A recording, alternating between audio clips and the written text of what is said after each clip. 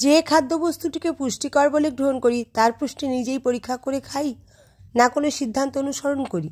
এরকম কোনো একটি সিদ্ধান্তে বিশ্বাসী হয়ে না চললে সত্যে পৌঁছানো যায় না। সব জিনিস নিজেরা পরীক্ষা করে দেখার মতো সময়, সাধ্য ও ধৈর্য আমাদের নেই।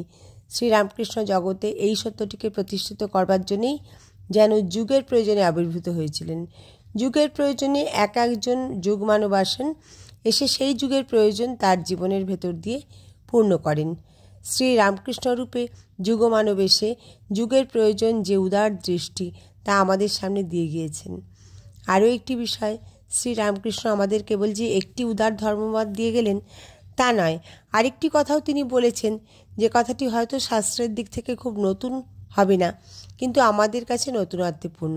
তিনি বলেছেন, যে ভগবানকে কাঠ পাথরে পূজা করো, মন্দির মসজিদ গির্জায় পূজা করো, সেই ভগবানকে কি মানুষে পূজা করা যায় না?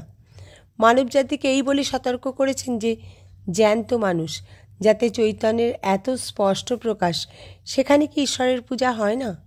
তোমরা যে ভগবানকে সর্বব্যাপী বলো, সেই সর্বব্যাপী ভগবান কি সর্বজীবে পরিব্যাপ্ত নন? যদি তাই হন, তাহলে কাঠ, মাটি, জল প্রভৃতিতে চৈতন্যের অস্পষ্ট প্রকাশ, তা থেকে শ্রেষ্ঠতর প্রকাশ যে মানুষের ভেতরে, সেখানে তার পূজা করতে পারো না? এটি শ্রীরামকৃষ্ণের একটি অতি প্রয়োজনীয় এবং বর্তমানকালে নিতান্ত প্রাসঙ্গিক কথা।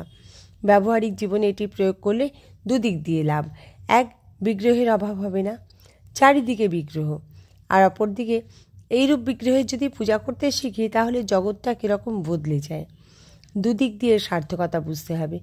ধর্মকে আমরা মনে করতাম যে এর সঙ্গে জীবনের বিশেষ সম্বন্ধ নেই। ধর্ম পালন করে নিজেকে পরিবর্তিত করতে করতে আমি ভগবত অনুভূতিতে মগ্ন হয়ে যাব, এই হচ্ছে ধর্মের একটি বিশিষ্ট রূপ। কিন্তু শ্রীরামকৃষ্ণের কাছ থেকে পাওয়া সর্বতোমুখী দৃষ্টিতে দেখছি তিনি সর্বত্রই রয়েছেন, সব জায়গায়, সব জীবের ভেতর। শুধু জীব নয়, জড়জগতের ভেতরেও তিনি নিজেকে পরিব্যাপ্ত করে রয়েছেন। তাকে সেই দৃষ্টিতে না দেখে কেবল কাঠে, পাথরে, মাটিতে দেখলে তার মহিমাকে খর্ব করছে নাকি? শ্রীরামকৃষ্ণ তার উদার দৃষ্টিতে শুধু মানুষের ভিতর নয়, সর্বজীবের ভিতরে তাকে উপলব্ধি করেছেন। শুধু চলমান জীব নয়, যাকে জড় বলছি, তার মধ্যেও তিনি তাকে উপলব্ধি করেছেন। একজন ঘাসের ওপর জুতো পায়ে হাঁটছিল, তখন তার বুকে দাগ পড়ে যাচ্ছিল।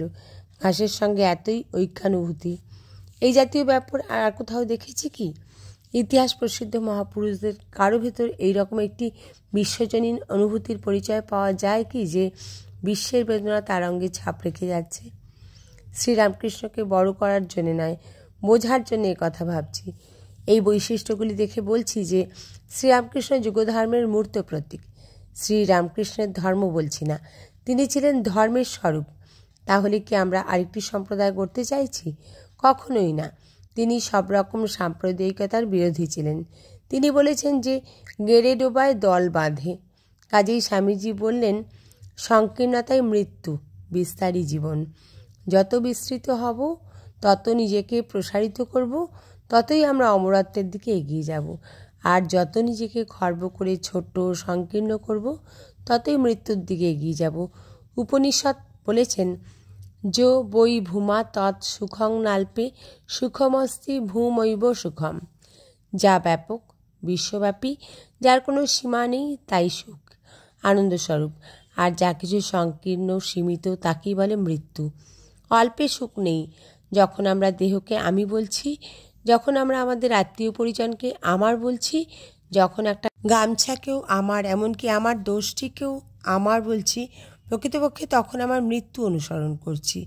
যেখানে আমি ও আমার সীমা থাকবে না, গণ্ডি থাকবে না, সমুদ্রের মতো ব্যাপক হবে আমার জীবন, তখনই বলতে পারি যে মৃত্যুকে অতিক্রম করেছি।